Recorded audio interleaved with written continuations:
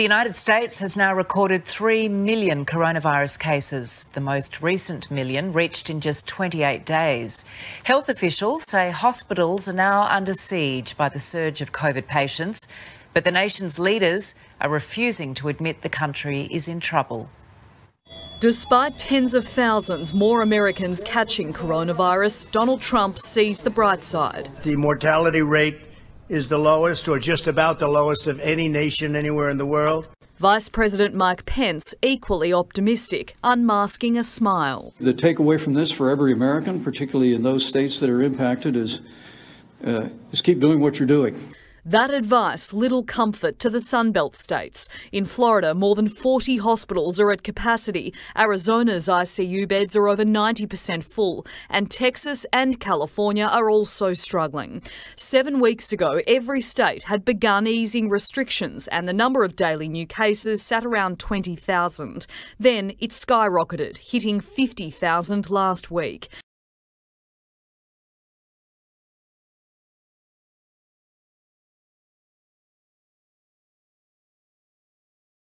In the race to keep up with fast emerging new spikes of coronavirus, Catalonia in northern Spain is among the first to go compulsory at all times with the wearing of face coverings in public spaces. From today, masks are mandatory, and breaking this obligation will result in a €100 fine. It comes as the region struggles with a renewed outbreak of coronavirus that has forced a new lockdown for 200,000 inhabitants and pushed hospitals to the brink. In Greece, the authorities are becoming increasingly worried by the rising number of imported coronavirus cases since it reopened its borders. 4 foreign tourists tested positive for the virus on the island of Thasos. They were all said to be asymptomatic and citizens from Serbia and Bulgaria.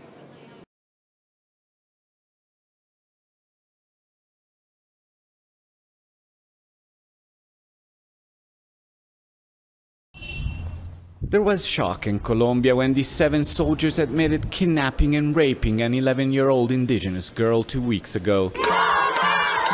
Protests broke out outside a number of army bases across the country demanding justice as more abuse cases came to light. The usually reticent armed forces publicly admitted that since 2016, at least 118 incidents of sexual violence against minors have been or still are being investigated. While 45 soldiers have been sacked, another 75 remain active despite the evidence against them.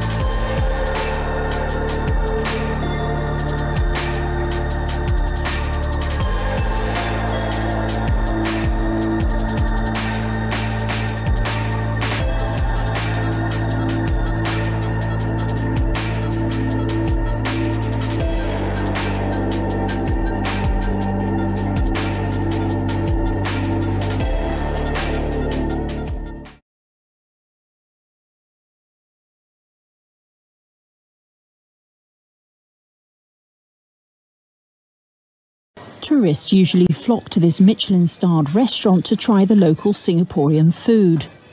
Now tables sit empty as the business struggles to recover from lockdown.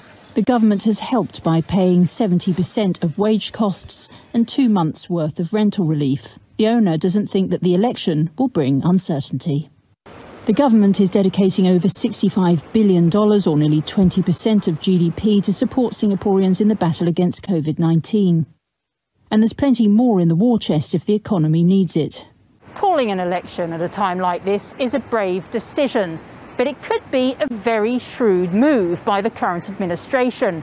In a time of crisis, many may prefer to stick with what they know. and they've only known the People's Action Party, who have led the country since its independence 55 years ago.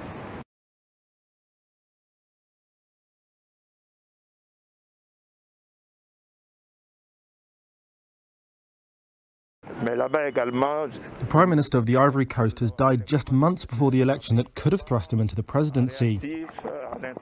Amadou Gon Coulibaly's exact cause of death has not yet been made public, although he had just returned from having cardiac examinations in France and had heart surgery in 2012. He's said to have fallen ill during a weekly cabinet meeting, according to President Alassane Ouattara.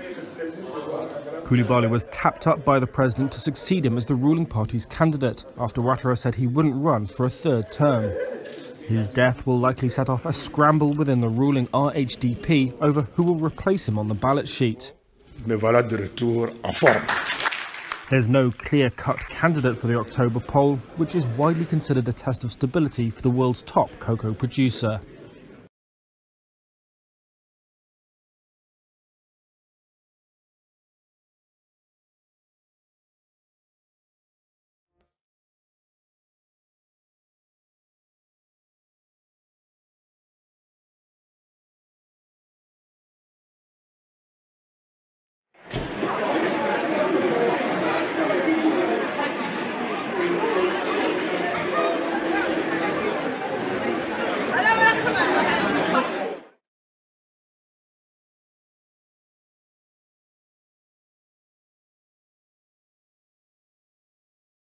This afternoon at about 2:30 there was just an almighty noise, and I looked out the window and the crane was collapsing over the construction site. So the crane totally went through the roof of 2 terraced houses, and then it pinned someone underneath the crane boom as well. A few houses down there.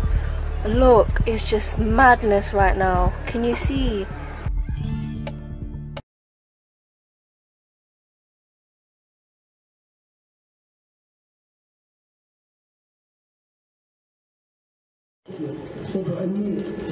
Chechens in exile take to the streets near the Russian embassy in Vienna.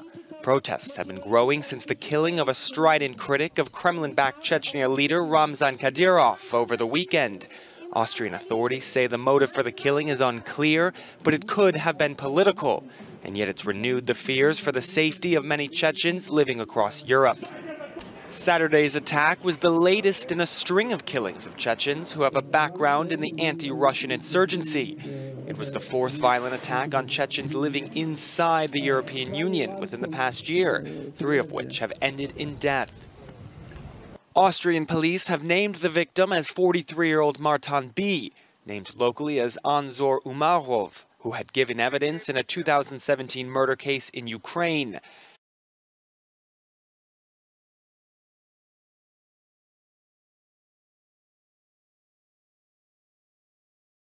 The federal government is kicking off a new digital campaign aimed at reducing high suicide rates, most notably among veterans. The initiative, known as REACH, will see digital ads placed around the internet promoting the message that suicide is preventable.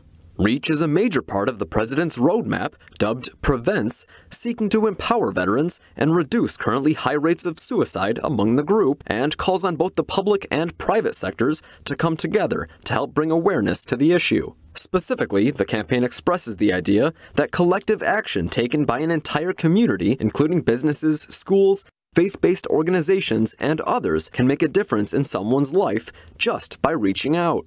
President Trump established the Prevents program last year, remarking on the difficulty many veterans face upon returning to civilian life.